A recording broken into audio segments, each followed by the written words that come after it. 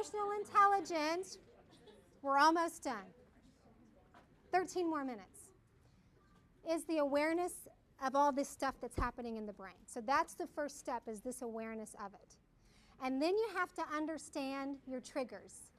And your put down, let down, and shutdowns are going to be different for you than they are the person next to you. So you have to be aware of what does tend to trigger you so you can kind of protect yourself, set yourself, get ready for that scenario.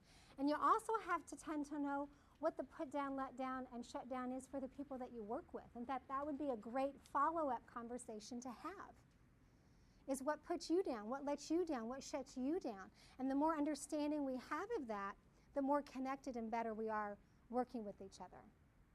So then when you're triggered, and we also know that you have to have strong self-care, because if you're tired, if you're not taking care of yourself, you're more sensitive to all the stimuli that's happening around you, and we lose power. So you have to practice that SOSS.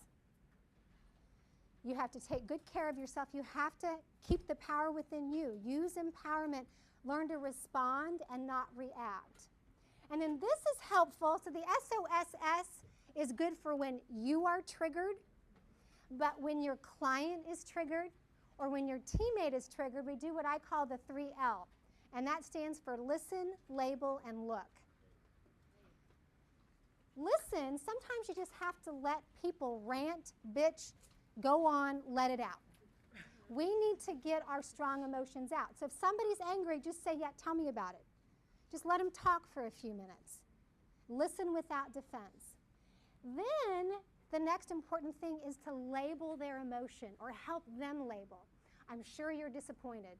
I'm sure this was a surprise for you. I don't blame you for feeling this way. So you kind of agree with them and let them feel that emotion.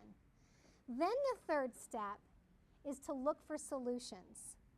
But you don't look for the solution. Who does? They do. Because if they have to look for the solution, are they in amygdala or are they in neocortex?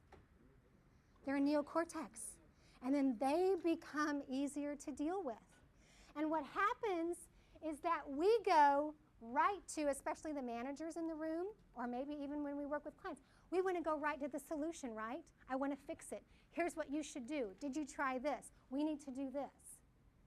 Part of coaching others, whether it's your client or your teammate or your employee, is allowing them to look for the solution.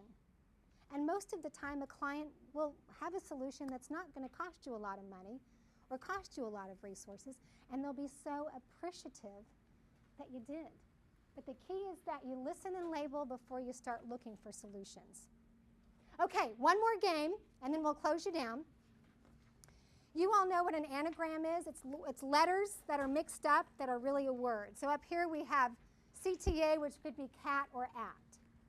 I'm going to show you 5 anagrams, and your goal is to figure them all out. And I'm going to give you 10 seconds for each one, okay?